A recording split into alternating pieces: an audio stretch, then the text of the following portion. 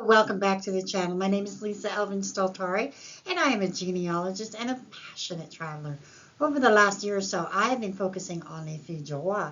In this new series, I am doing filles à marier, which are the ladies that came before les filles du roi. And if the filles du roi are the founding mothers of Quebec and North America, then these are the grandmothers. I'm just delighted to be able to explore this new series with you. We're on episode 20 today, so we're just getting started. There are many, many less filles mariées, marriageable girls, by the way, as the translation, if you will.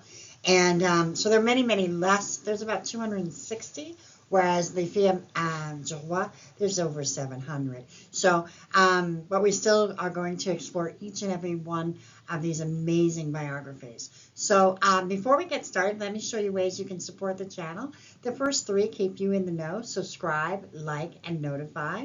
And the other ones are ways in which you can show your support for the channel and help it grow. And there is a super thanks that you can do right on the dashboard of the YouTube channel. And then, of course, offsite, I have Patreon, and I also have Coffee, which is another platform to show your financial support. So thank you for those of you who have supported me. I really, really appreciate it. And let's get started, okay? So les filles mariées are the ones who came before les filles du roi. As you can see by the date, 1634 to 1662. So we have about 28 years where they're coming on their own. They're not actually, part of any kind of government program. They are arriving one by one, two by two, that sort of thing, promoted or encouraged to come by their priest or by other members that are already here. So it was kind of not a truly organized system. This is why eventually the filles du roi had to come in, because 28 years with less than 260 girls does not produce a country. And so, but those that came started the true roots of the oldest families in Quebec. So let's get to know this particular one that we will be doing. And let's get to know her. So the lady that we're going to be looking at today, her name is Catherine Camus, and she was a viewer request. So I don't have her in my file, so I was delighted to get to know her and her story. So let's get to know Catherine a little bit better. So Catherine was born in 1633 in the commune of Blois in France. Her parents were Hector Camus and Jacquette Mondy. She was born in the second photograph you can see there in the Centre de Val de Loire region of France. And inside that region, she is part of the Département de Loire et Cher. And if you can see in that first circle, and you can see Blois is a pretty big center because it happens to be the capital of that particular département. Currently, there are about 45,000 inhabitants, so it's a fairly large city for you to visit. The church that she would have been baptized is pictured here in the Cathédrale de Blois, and then we also have a picture of one of the castles, and also the famous bridges and that sort of thing. Here's a brief history of Blois. It was originally the capital of the county of Blois, which was created in 832 until it became part of France in 1498, when Count Louis II of Orleans became King Louis VII of France. Blois would become the official residence of the kings of France from the 15th to the 17th century. So it's a very, very important part of the history of France. Wonderful place to visit. We'd love to go there. So based on Catherine's marriage in 1656, we believe she came in the spring or summer of 1656. And who was this groom that she selected? His name was Charles Gauthier de Boisverdon, and he was born about 1628 in Paris itself. His parents were Philippe Gauthier and Marie Pichot. The church that you see there is Saint-Étienne-de-Mont, where he would have been baptized. The third picture is what the arrondissement looks like today. He was born in the 5th arrondissement, which happens to be the oldest one in Paris, and it was first built by the Romans. The construction of the Roman town Lutetia which is found in the fifth, dates from the 1st century BC, and it was built after the conquest of the Gauls, and it was situated on the Ile de Cité by the Romans. So this place is beyond, the history. It's almost like the history of man. It really is the essence of the beginnings of our civilization. So absolutely a wonderful place to go and visit. So Catherine and Charles were married on the 1st of August, 1656 at Quebec City. Here's a copy of their marriage record. And let's see where they settled down. So Catherine and Charles would settle on Ile d'Orléans, which is located in the St. Lawrence River in about 3 miles east of downtown Quebec City. The island was actually one of the very first parts of the province to be colonized by the French, and a large percentage of French Canadians can trace their ancestry to the early residents of the island. Those of you who have been with me on the Filles du Roi and some of the Filles Mariées, you know how often we come back to this island. Now, the Ile d'Orléans was originally known as Grande Île, Sainte Marie, or Saint Laurent. So if you come across those names, know that that is part of the history of this place. It was actually changed in honor of the second son of King Francis, Henry II, the Duke of Orleans. So, and here you have Ile d'Orléans. And so you can see here why it's important to understand where your ancestors come from, because it's not just one island, it's also divided into 6 different portions. So you'll need to know which part of the island your family settled in. They were married at, or not married, but they were at Sainte Famille, which was the earliest section. Saint François, Saint Jean, Saint Pierre, Saint Laurent, Saint Pétronille came later. Saint Famille is the very first one that was established.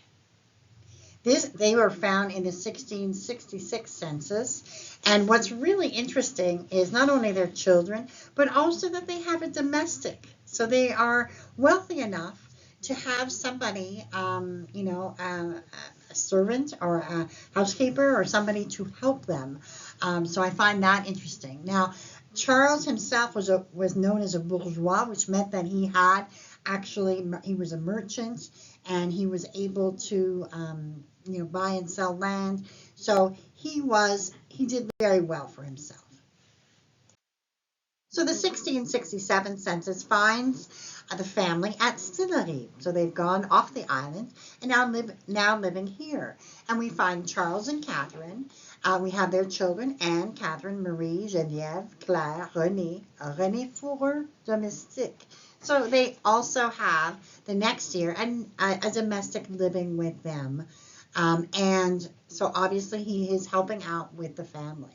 Now let's talk a little bit about Sillery. It is one of the boroughs of Quebec City, but for well over 3 centuries it was its own independent city. In 2002, Sillery, along with other small cities, was amalgamated into the larger region of Quebec City. Sillery was first established as Canada's first Indian reserve. It was first named Saint Joseph, and the money for establishing the first settlement was provided by Noël Boulard de Sillery. Unfortunately, the native population fell victim to disease and other issues, and the reserve failed. The town was eventually named Sillery in honor of its benefactor, and would become an important player in Quebec's lumber industry. On the upper left of your screen is a picture of Sillery's riverfront. I've included a map of where Sillery is, and also on the top right of how it has become amalgamated within Quebec City. On the bottom right is the Maison des Jésuites de Sillery, or the Jesuits' House of Sillery. A fort was created here in the mid-1600s and would have been present during the time of Charles and Catherine. This actual house was the one built after the fort burned down twice and dates from 1703 to 1730 for construction. And it is a museum which I plan on visiting. So all in all, they would have 8 children. Anne would marry Jean Picard and have 1 child. Catherine would marry Pierre Cartier and have 1 child. Marie married François Quintal and had 4 children, all of whom would make it. Geneviève would die sometime between the 1667 census and 1681 census.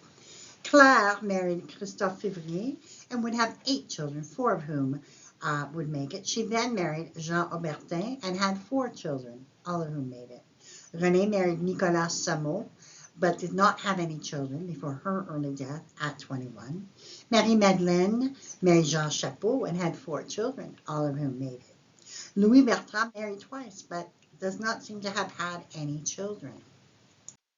Catherine, unfortunately, would pass away sometime before 1678. We do not have a death record. She would have been at the most 45 years old.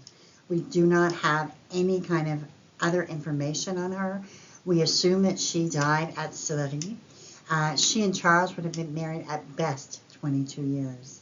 However, and this is an important however, despite the fact that she had a family and she, died young, by 1729, her descendants would be 141.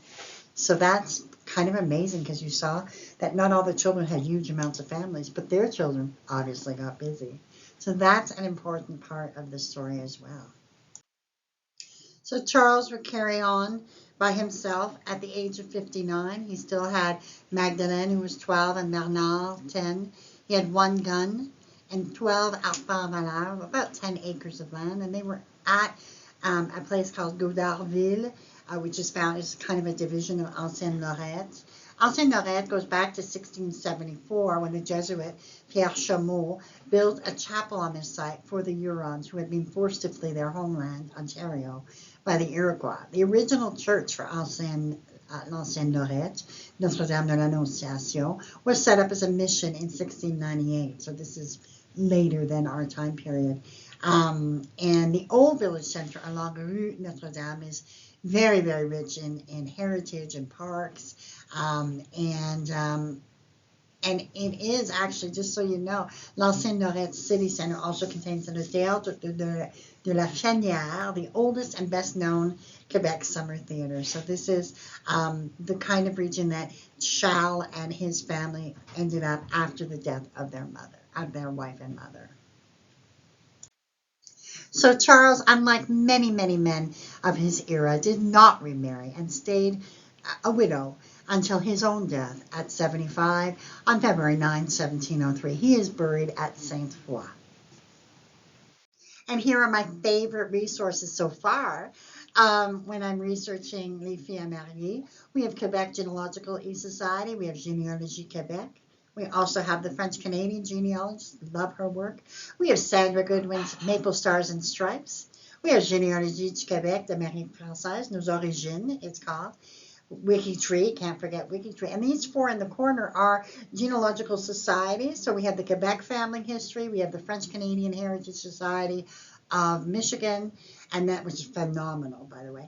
And then we have American French Genealogical Society, and we have the American Canadian Genealogical Society. All of these, I've listed the addresses, and so you can just click, and it's in the notes. So have a look in your research. Ends our 20th episode of Les Filles à Marier, Catherine Camus. She had a short life, but obviously she was able to create lifelines and bloodlines that have carried on to this day. In my viewers, obviously there are descendants out there. 141 descendants as of 1729. How many are still here today? So for her efforts, for her bravery, for coming to North American shores and really making a difference, we want to bless her memory, thank her for her contribution, and she is remembered.